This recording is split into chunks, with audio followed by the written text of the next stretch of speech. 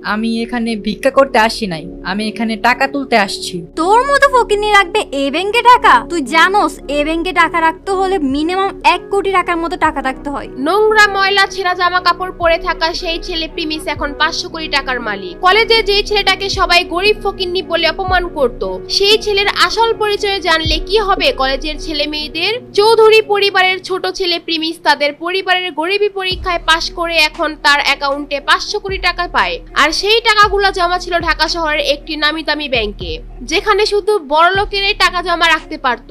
Premise যখন তার টাকা তুলতে ওই ব্যাংকে ঢুকতে যাবে, ঠিক সেই সময় একটা মেয়ের সাথে ধাক্কা খায়। আর ঠিক তখনই সরি ম্যাম, আমি আসলে দেখি নাই। কি রে, তুই কানা নাকি? চোখে দেখোস না? আর ওয়েট, এখানে কি করস? এইটা ব্যাংক, এখানে দান খয়রাত করা হয় না। ভিক্ষা করার জন্য রাস্তাঘাট আছে, ওইখানে যা। এই ব্যাংকের মধ্যে কি? ম্যাডাম, আপনার কোথাও ভুল হচ্ছে। আমি এখানে ভিক্ষা করতে আসি নাই, আমি এখানে টাকা তুলতে আসছি। তোর মতো ফকিনি রাখবে এই ব্যাংকে টাকা? তুই জানোস এই ব্যাংকে টাকা রাখতে হলে মিনিমাম 1 কোটি টাকার মতো টাকা রাখতে হয়, আর না হলে এই ব্যাংকে টাকা রাখতে পারে না। আরে আমি তোর মতো ফকিনির সাথে কেন কথা বলছি? সিকিউরিটি। মেয়েটি সিকিউরিটি বলে চিল্লাতে থাকে। আর ঠিক তখনই ওইখানে হাজির হয় ব্যাংকের ম্যানেজার ইয়াসমিন। ম্যাডাম, কি হয়েছে আমাকে খুলে বলুন। আপনাদের ব্যাংকে কি এখন আপনারা বস্তির পোলাবেনদেরকেও কি টাকা রাখার পারমিশন দিচ্ছেন? এদের মতো ফকির মিসকিনরা এই ব্যাংকে কিভাবে ঢুকে? আমি আপনাদের ব্যাংকের নামে রিপোর্ট করে দিব। Madam, we are very sorry. এমনটা আর হবে না ম্যাডাম, এইবারের মতো কিছু মনে করেন না, আমরা বিষয়টা মাথায় রাখবো। ব্যাংকের ম্যানেজার কোনো কিছু না জিজ্ঞেস করেই মেয়েটিকে সরি বলে, কারণ মেয়েটি ছিল একটি প্রভাবশালী ব্যক্তির মেয়ে। এই ব্যাংকে তাদের অনেক লেনদেন হয়, তাই কিছু না জিজ্ঞেস করেই সে মেয়েটিকে সরি বলে এবং তাকে গাড়ি পর্যন্ত পৌঁছে দিতে যায়। আর এইদিকে প্রিমিস ঢুকে পড়ে ব্যাংকের মধ্যে। ব্যাংকে ঢুকে সে এদিক সেদিক ঘুরতে থাকে। সে আগে কখনো ব্যাংকে আসেনি, তাই সে কিছুই বুঝে উঠতে পারে না। আর এইদিকে ব্যাংকের ম্যানেজার ইয়াসমিন ব্যাংকে ঢুকে প্রিমিসকে খুঁজে থাকে তাকে বের করে দেওয়ার জন্য।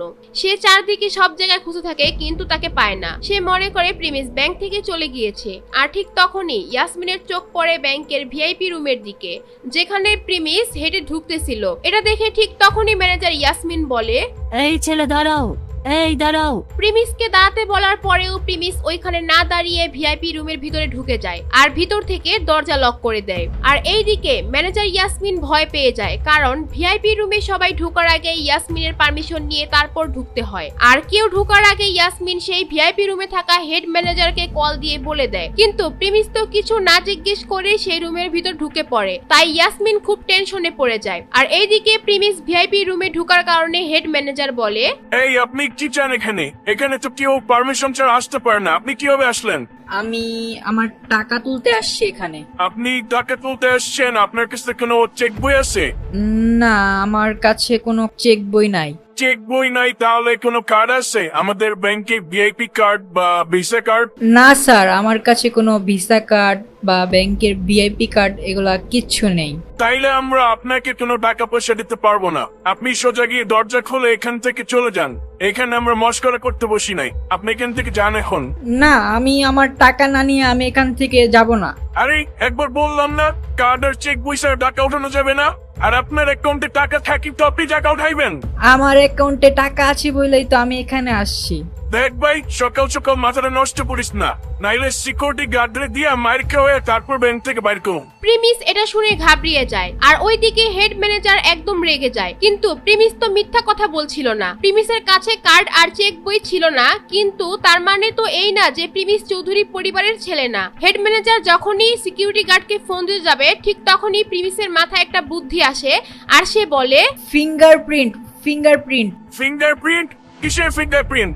আরে আপনি বললেন না যে কার্ড চেক বই লাগবে, আমার কাছে কার্ড নাই কিন্তু ফিঙ্গারপ্রিন্ট আছে। আর আমি জানি আপনাদের এইখানে ফিঙ্গারপ্রিন্ট দিয়ে টাকা তোলা যায়। ফিঙ্গারপ্রিন্টের কথা বলার পর প্রিমিস একটা বড় নিঃশ্বাস নেয়।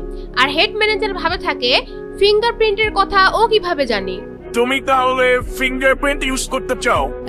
হ্যাঁ হ্যাঁ, আমি ফিঙ্গারপ্রিন্ট ব্যবহার করতে চাই। হেড ম্যানেজার এটা শোনার পর আরো কনফিউজড হয়ে যায় আর ভাবে ওকে একটা চান্স দেওয়া যায়। আর তারপর ম্যানেজার ফিঙ্গারপ্রিন্টের মেশিন টেবিলের উপর রেখে বলে, এই ছেলে, এখানে ফিঙ্গারপ্রিন্টের মেশিন রাখা আছে, চুপচাপ তুমি মেশিনের মধ্যে তোমার হাতের আঙুলটা বসাও। তারপর প্রিমিস তার হাতের আঙুল ওই মেশিনের মধ্যে চাপ দিয়ে ধরে রাখে। কিছুক্ষণ পর মেশিনে দেখা যায় তার ফিঙ্গারপ্রিন্ট ম্যাচ করছে না।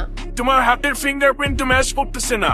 দেখছো, আমি তোমাকে আগেই বলছিলাম এই ব্যাংকে তোমার কোনো অ্যাকাউন্ট নাই। এটা বলার পর ম্যানেজার প্রিমিসের দিকে এমন ভাবে তাকিয়ে থাকে যেন প্রিমিস কোনো বড় অপরাধী। এরপর ম্যানেজার ভাবে প্রিমিস হয়তো বড় কোনো ক্রিমিনাল হতে পারে, হয়তো তার পকেটে কোনো অস্ত্র থাকতে পারে। এটা ভেবে সে তার পকেট থেকে ফোন বের করে পুলিশকে ফোন দেওয়ার জন্য 999-এ কল দিতে যাবে। সেটা দেখে প্রিমিস একদম ঘাবড়িয়ে যায়। 500 কোটি টাকার মেসেজ দেখে খুশিতে তো ব্যাংকের মধ্যে চলে এসে পড়ে, কিন্তু সে বুঝে নাই যে সে এখানে এসে এত বড় একটা সমস্যায় ফেসে যাবে। তো তারপর কি হবে? প্রিমিস কি হেড ম্যানেজারকে পুলিশকে ফোন দেওয়া থেকে থামাতে পারবে? আর প্রিমিসের 500 কোটি টাকার মেসেজ যে এসেছিল ওইটা কি তাহলে ফেক ছিল? এগুলো জানতে চাইলে দিবস গেমিং এর চ্যানেলটি সাবস্ক্রাইব করে নোটিফিকেশন বাটন বাজিয়ে রাখেন। আর এই ভিডিওগুলো আপনার কাছে কেমন লাগে কমেন্ট করে অবশ্যই জানাবেন। আর অবশ্যই ভিডিওতে একটা করে লাইক দিয়ে রাখবেন। আর এরকম ইন্টারেস্টিং ভিডিওগুলো দেখতে চাইলে এখানে 2টা ভিডিও দেওয়া আছে, সেগুলো দেখে আসতে পারেন।